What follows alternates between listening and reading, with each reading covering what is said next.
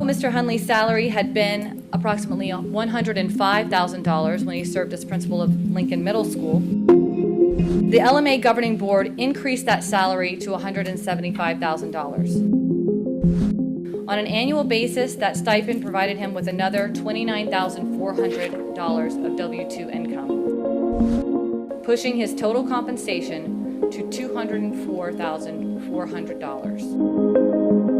Lincoln Memorial Academy in Palmetto was a charter school. It opened in 2018.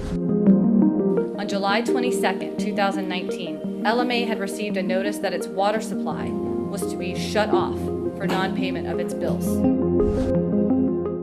Employees were not being paid their salaries. 1 year later, the charter school returned to the Manatee County school system.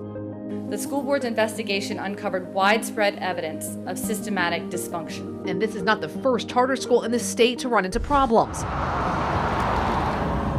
10 Investigates has learned these schools are closing their doors just as fast as they're opening.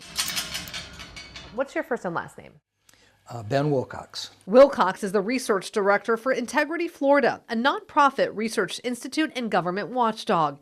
He recently published this report titled The Hidden Costs of Charter School Choice. And that was a shock to us that, nearly 400 charter schools had closed at the time we wrote the report. This building here used to house the students of Town and Country Charter High School. Now it's one of 409 charter schools to close in the state of Florida. Nationwide, Florida ranks number 2 when it comes to charter school closures. We want to know why so many of these schools are closing their doors. But the state couldn't tell us that. They don't track that info. So we decided to do it ourselves.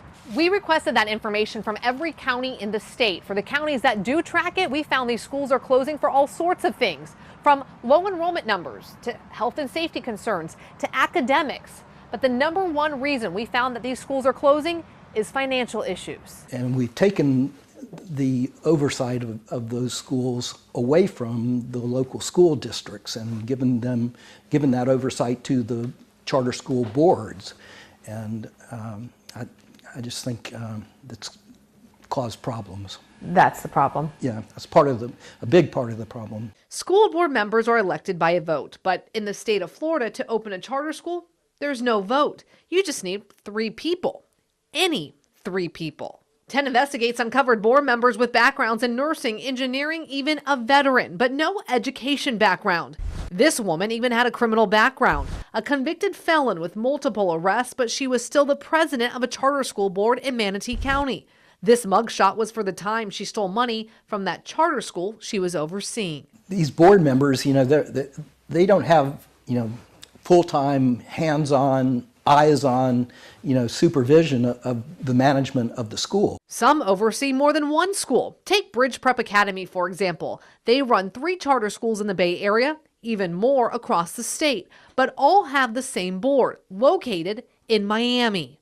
I was disappointed. This teacher asked us to hide her identity because she still works in the school system, but wanted to share her experience about working for a charter school. She says trying to get a hold of the board down in Miami is at times impossible. If you wanted to talk to a board member, how would you do that? That's a good question. She quit the school after she felt the school did not fulfill her contract and pay her money she was owed. They owe me my step increase for the second year. They also owe me my August 20th check for both years that I worked there. Do you feel like this would have happened if you were in a public school? No. The union looks out for the teachers. There are schools that are opening in old strip malls. Teachers aren't the only ones noticing. It's ridiculous. Senator Janet Cruz says for the past 8 years, she has been pushing for more oversight for schools in the state.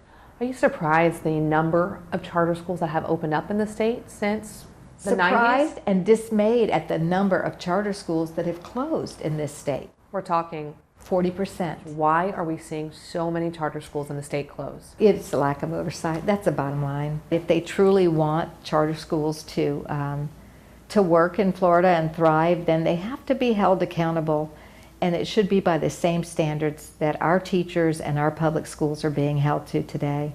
When it comes to grades for charter schools, they are pretty even with public schools. There are many that have high A and B ratings, but there are some that are failing.